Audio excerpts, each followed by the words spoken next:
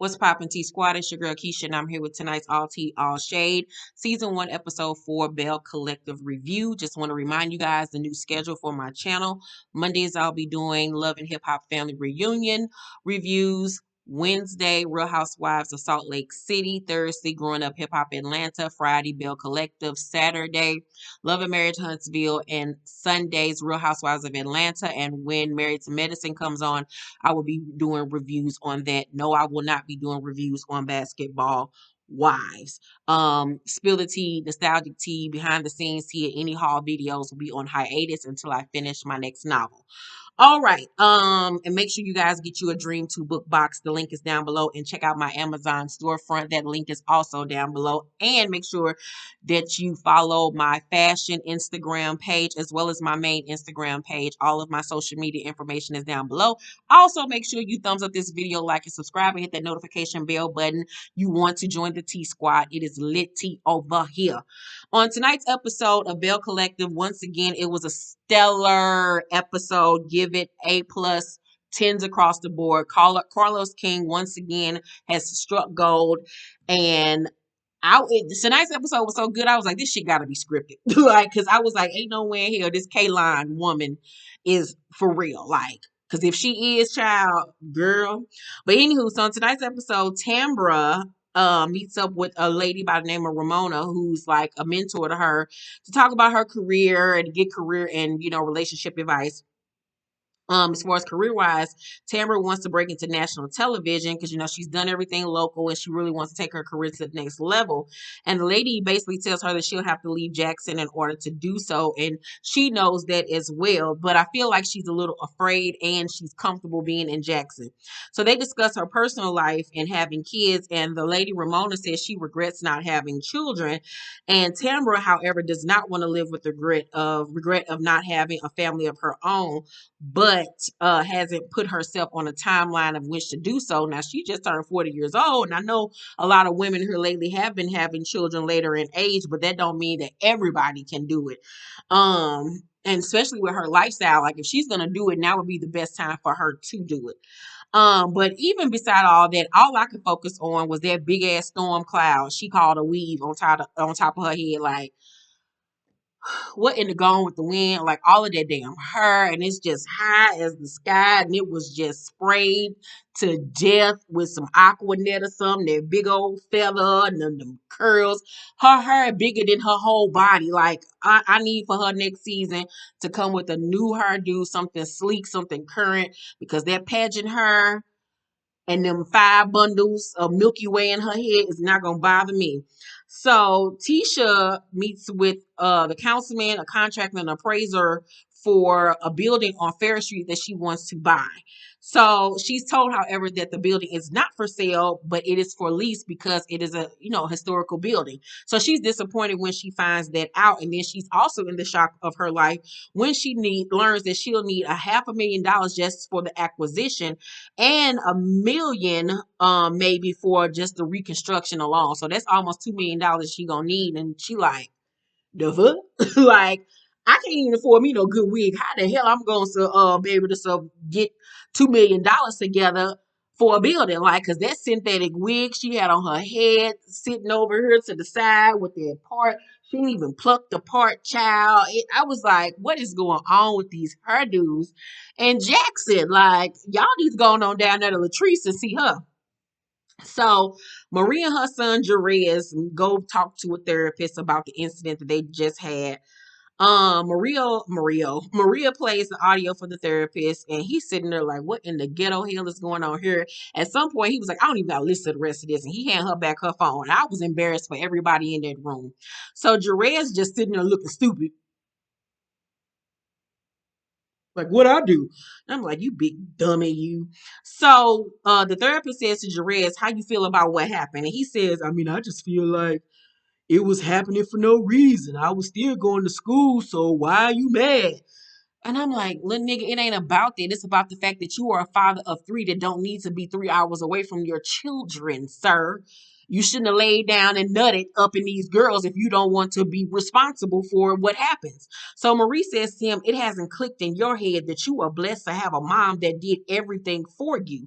My mom wasn't there for me. But the key word in that sentence that you just said, Marie, is that you had a mom that did everything for you. That is the problem. You did everything for him. So why should he feel like he should have to take responsibility for the children that he laid down to have? Because you've done everything for him. You have not taught your son responsibility. That's why he doesn't have any and why he does not respect you. So, she goes on to talk about how her mama wasn't there for her. And in her confession, she says, I didn't understand why a mom would leave her daughter with her dad. My mom was my role model. I looked up to her. Our relationship being stripped from me at the age of 8 was devastating to me. Without my mom, I wanted to die. When I was 18, having Jerrez was my breakthrough. And it's obvious just by that statement that Marie still has not healed from the toxic relationship and the dramatic relationship and the sad relationship that she has had with her mother throughout the years because her mother was a drug addict. She needs to deal with that on her own because your child cannot remedy the hurt and the pain that you've experienced with having a drug addicted mother who wasn't there for you. But I still can sympathize with, her being 8 years old, her mother just basically disappearing out of her life, and her going to stay with her father and basically not having a relationship with her mother ever again. That would traumatize any young girl, any child, period. But she can't continue to dangle that over her son's head like, I went through this, so you have to love me or respect me in this way. Like, that's not how it works. You know what I'm saying? Hopefully what I just said makes sense because it made sense in my head. I don't know if it made sense out loud, but whatever, y'all get it. So Marie says, I feel like you've taken me for granted. Duh. Ain't no feel. He has. So Dr. Chandler breaks things down to Jerrez via basketball terms because, he could look at that little dummy and say that that's all he can mentally obtain in his brain because it seemed like it's only air up there. So the therapist says, to Jerrez, I want you to be the best you. There's nothing wrong with, just walking away when you get overwhelmed or when you get angry. And then he says to Marie, I don't want you to record nothing else. He said, when y'all have conflict, you can call. And I agree because ain't no reason why you got to record this little nigga for him to know that he wrong and for people to see how he acts. You know what I'm saying? So hopefully at this point they are able to move forward and build some type of respect there in their relationship and some responsibility, but that would intake Marie bagging up and letting him fall and letting him be a man on his own without coddling him. So Latrice is at her shop. She was only in this episode for that literally that half a minute. She was invited to Tisha's second brunch, but doesn't have time for it because she's so busy trying to launch her skincare business. And she said she didn't want to go because Marie was going to be there. And I really feel like that was the case because Marie was going to be there and she didn't know if she was going to get ambushed again. So Tisha meets with Antoinette at the Civil Rights Museum, which I thought was very dope. I would love to visit that. Antoinette brings up having biracial kids with her ex-husband in the South again. And this is where I kind of call bullshit on Antoinette because once again, you were with this man for years. That never was a thought to you. Whether you're in the South, yes, it makes it a little bit harder if you're in the South to have a biracial child, but your child is going to have issues wherever, you know what I'm saying, being biracial or just hell being black. And that's why I'm like, it's more than y'all baby being biracial, because if you're with a black man, your child is still going to experience racism and struggle just being all African American. So what's the difference with you having a baby with a biracial man? The outcome is pretty much still going to be the same because it's still black. You know what I'm saying? Or still half black. So I don't know. It's just something about that excuse. I feel like it was more to that. Maybe she never really loved him. Maybe he was a come up for her. But I don't know. I just call bullshit on this whole biracial kid in the South thing.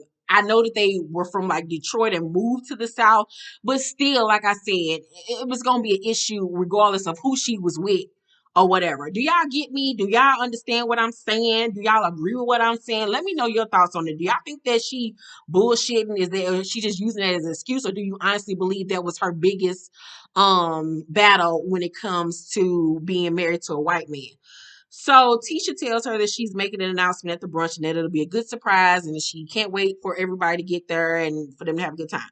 So Antoinette, in her confessional, says, I may not like Letitia's brunches, but I respect what she does. And I was like, what about it? Don't you like? I mean, you only went to one. You know what I'm saying? And I feel like she was judging a book based off its cover, kind of like thing. Like, 'cause you don't know her, you ain't never. All you've heard is things that have happened, but you haven't only been to one, so you can't really judge.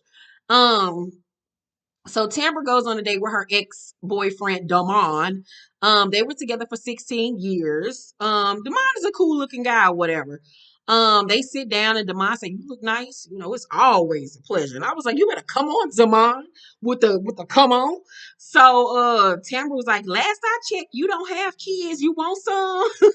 Because they got to talking about kids and families and stuff like that, because she was talking about how her sister's kids are like her own, and when they come she enjoys them, but she can send them back on, and she's like, I want my kids again, talking about her nieces and nephews. And he was like, I mean, you talking about you want your kids, or do you want some of your own? And she was like, well, I don't know, whatever. She was like, last time I checked, you ain't got none, you want some? And he was like, yeah, I want some kids or whatever. He was like, why you think we didn't work out the way we planned? And Tam was like, I think you got too comfortable and the romantic thing was pushed to the side. And Damon says, that was before Tambra Cherie. Tambra and Tambra Cherie are different. I pushed you and was trying to be the supportive boyfriend. And she's shocked to learn that her relationship fell apart because of um her career, pretty much. He helped push her to the front and supported her. And in the process, she was so driven that the romantic aspect of the relationship kind of faded. So he asks her for a second date and she agrees to go out. But once again, all I can focus on is her hair and how loud she is. Her voice is annoying as hell. I'm like, why are you always talking so loud, girl? Like, you were on the radio. Like, she was the loudest person in the restaurant when she met up with Ramona. She was the loudest person in the restaurant when she met up with Damon. Like, bitch, do you know how to speak in a regular inside voice?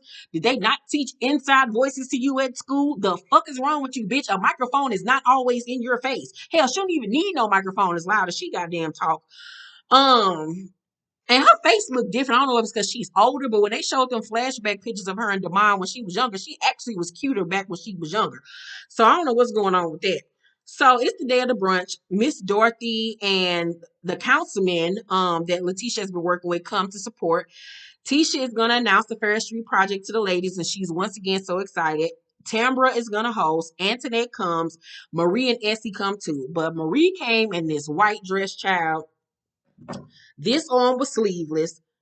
It was a regular circle neck. The dress part was ruched from the neck all the way down. Then it was a ruffle. Then it was cut on a bias where it was one half of the skirt was high, the other half dipped down low. Then she had a sleeve over here. The material looked cheap as hell. That dress was a no-no. Body looked great, but that dress was horrible. It was horrendous. It looked flammable. And it looked like it smelled like polyurethane. I'm like, you got all the money, but in these cheap ass dresses, girl, it look like she don't even like she got that shit from Fashion Nova. She looked like she got that shit from a Rainbow or Dots or some shit, and she got it for $12, child. So Antoinette speaks to Marie and tries to give her a hug, and Marie was like, "So I get a hug today since you don't have your entourage Latrice with you?" And Antoinette was like, "We don't have any beef, and not me and you. No, we don't." And Marie was like, "Well, you certainly have been treating me like we don't." And Antoinette was like, I feel the same way, but this is a new day. And they give each other a little cute little church hug or whatever. And I feel the same way Marie felt on this one. Like, bitch, you ain't had no energy for me the last time I saw you at an event. Don't try to have no energy for me now because your little friend ain't here, girl. If you ain't got no issue with me, you could have spoke to me the last time I saw you. I kept the same energy. I ain't speak to you. But so that's just how I feel. Maybe I'm a petty, ignorant bitch and I need to grow the fuck up. But so what? Who gonna fight me? So it was so crazy because this episode I was actually on Marie's side. And I was like, God damn you people, why would you make me have Marie's side? So Kaylon, Antoinette's white friend, comes to support. And this is where shit goes left. I felt like I was in an episode to Get Out. So they pair up for affirmations. So Kaylon ends up pairing up with the councilman. And so she was like, "What's your name?" And he was like, "Nikita." And she was like, "Huh?" He was like, "Nikita." And I was like, "Oh God, they in Jackson, Mississippi. This man's name is Nikita." I was like, his mama and his daddy put their names together to create that shit.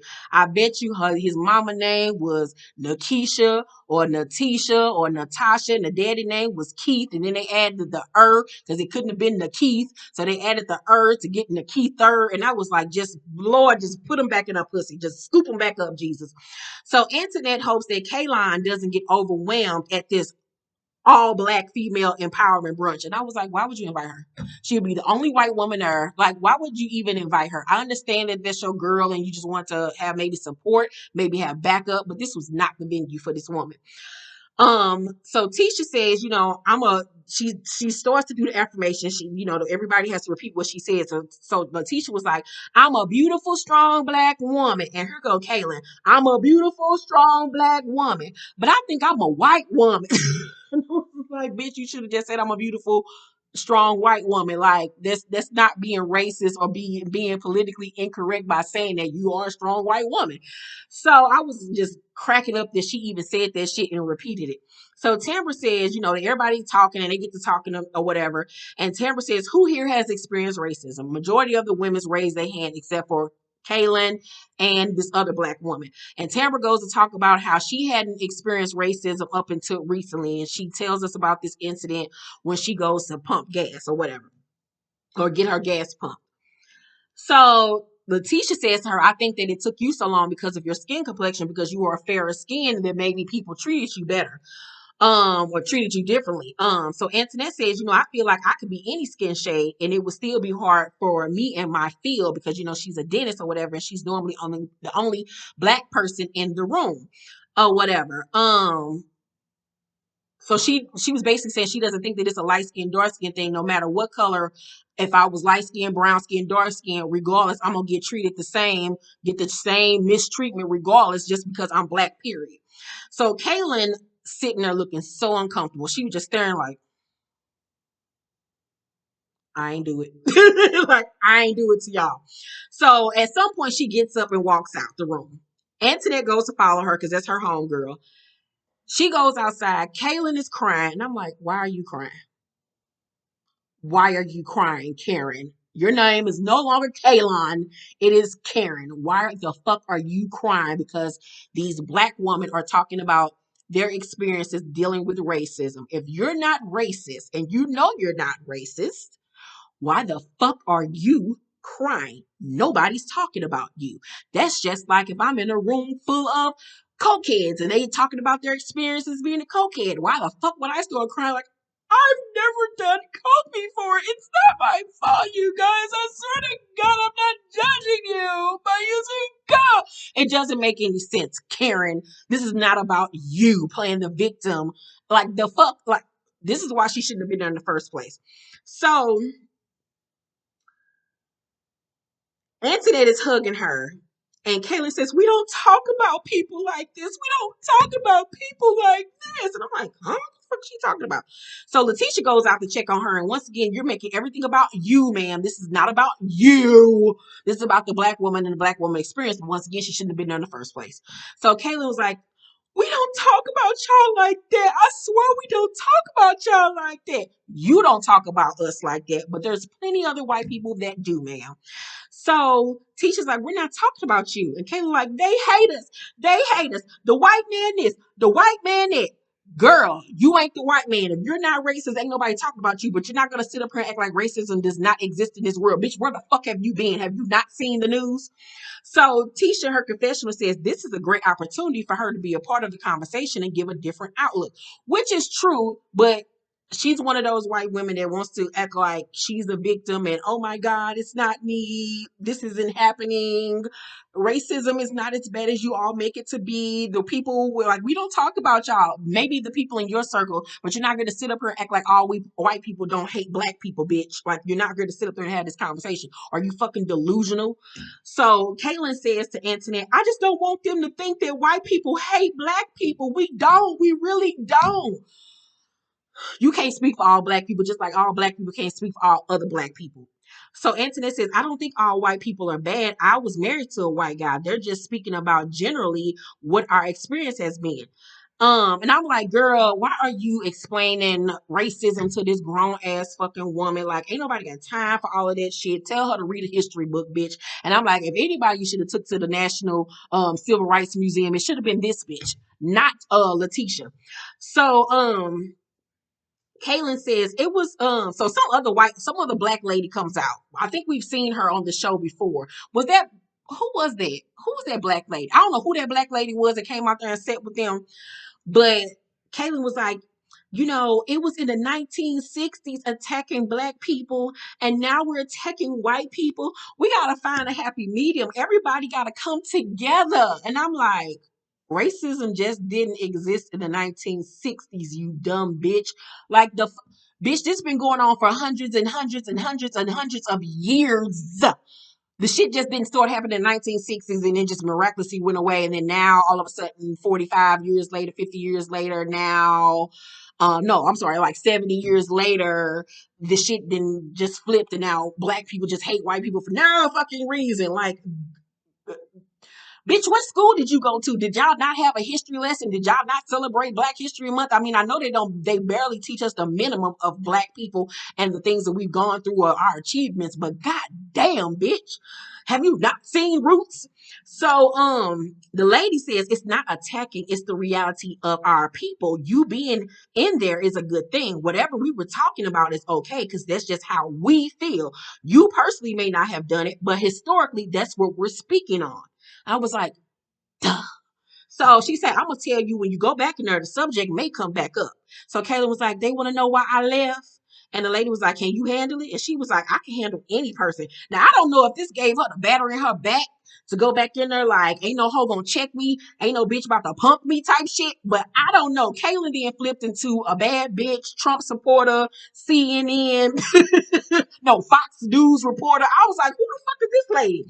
So they go back in, and Antoinette introduces Kaylin to the women and says that her family hasn't treated black people unfairly. So she felt attacked. She was like, did you feel attacked? So Kaylin was like, I just feel like the media portrays white people like we hate black people, and we don't. And I just really got upset. My family is a very prominent family in Mississippi.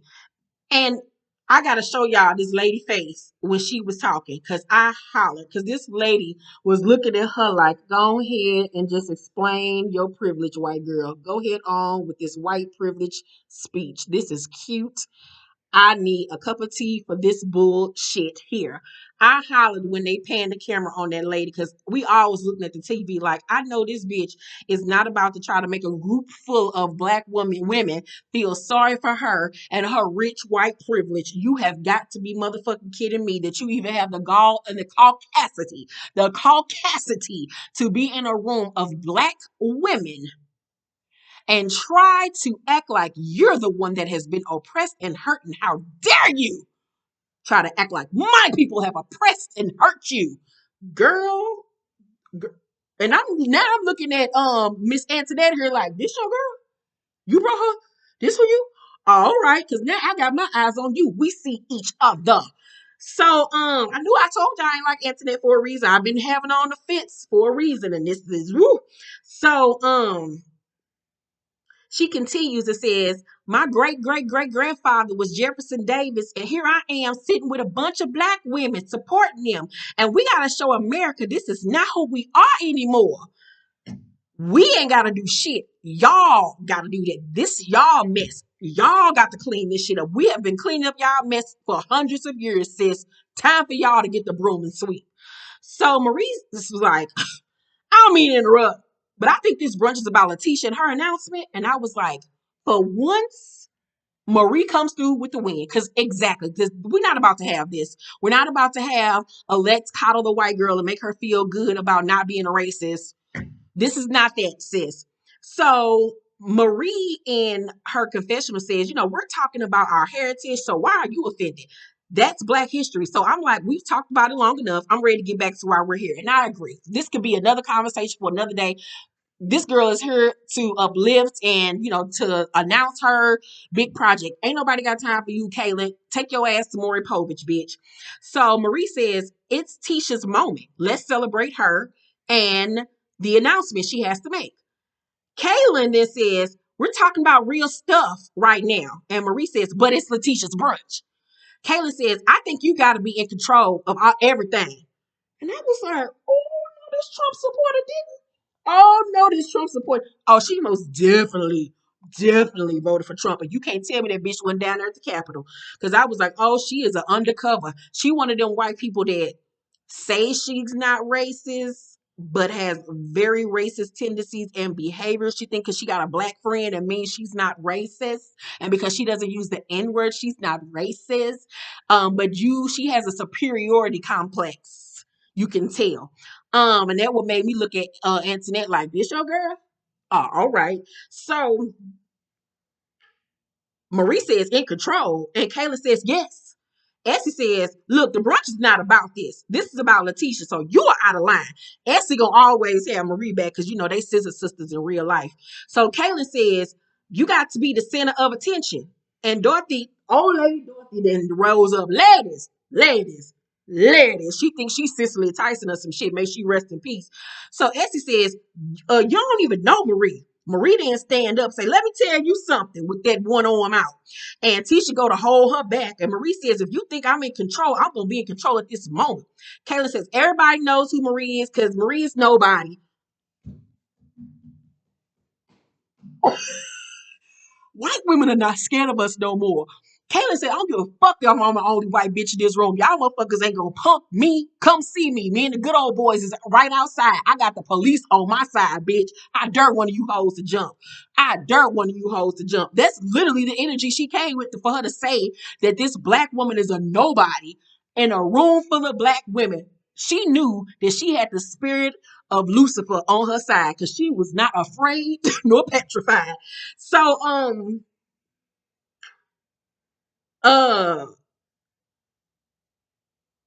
where was I at? So, Marie says, what she say? Some lady says, ooh, and Kayla says, no, she is a nobody. Facts. Stand on it. Who gonna fight me? So Antoinette just sitting there looking stupid, looking like Jazira, whatever that girl name, baby son name is. So Marie said, nobody. If I'm a nobody, Google me.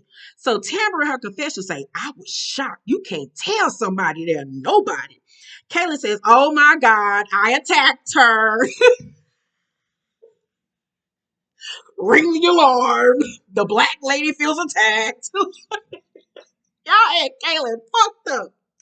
So the councilman, Nikita, says to Miss Dorothy, I'm getting ready to go. He has seen enough. He is out of there. Lateshia is freaking out because she like, oh my God, another event down the toilet. She like, hey. Marie says, you can bounce on up out of here. It's time for her to leave. And I was like, she should have left. Antoinette should have grabbed her friend and escorted her out like, girl, I'll talk to you later. We got a lot to talk about, but this is not the time nor the place. And you're not going to be a white woman in a room full of Black women and disrespect them because she was all the way in the wrong. And the fact that Antoinette sat there like a fucking bird, like a hummingbird on a tree limb, says a lot about her ass. She one of them Black girls that get along to get along, go along to get along around white people to me. So Kayla says, no, it's not. Kayla was like, y'all hoes ain't gonna make me go nowhere. My daddy own this place. So Marie says she needs to make my name sound like poop in her mouth because I'm the wrong one. Kayla said, then come here. Marie said, come here. Kayla says, yeah, come here. Marie said, see, we're not in the 50s or the 60s. You don't tell me to come here. Now, see, Marie, this was the time for you to raise up and drop kick her for our ancestors. It wasn't no more talking at this point. This white bitch that called you the fuck out. This white bitch that called you the fuck out, not only in a room full of black people, black women at that, but on national television, she called you out. Like, bitch, try it. Bitch, I would have choked the shit out of Kaylin. So, Lateshia says in her confessional, Marie has good intentions, but things have gone way too far. Kaylin was way out of line, but two wrongs don't make a right. Now, this is where I'm looking at Lateshia sideways because no, your girl had your back and she was right to tell her this is about her and her announcement. Let's not discuss that no more. Let's carry on. And Kaylin was the instigator and the aggressor in this situation. So I didn't agree with what Lateshia said in her confessional at all. But baby, tonight's episode was great. Kaylin is a thug. I'm scared of Kaylin. I don't want no smoke from Kaylin. Um, y'all got Kaylin fucked up. I'm team Kaylin. I'm team Kaylin. Kaylin the baddest bitch on this show. Kaylin is the baddest bitch on this show. That white girl came and showed up and showed the fuck out. Honey, let me tell you one thing. Make sure y'all thumbs up this video, like and subscribe, hit that notification bell button. I will see you guys on the next video. Bye.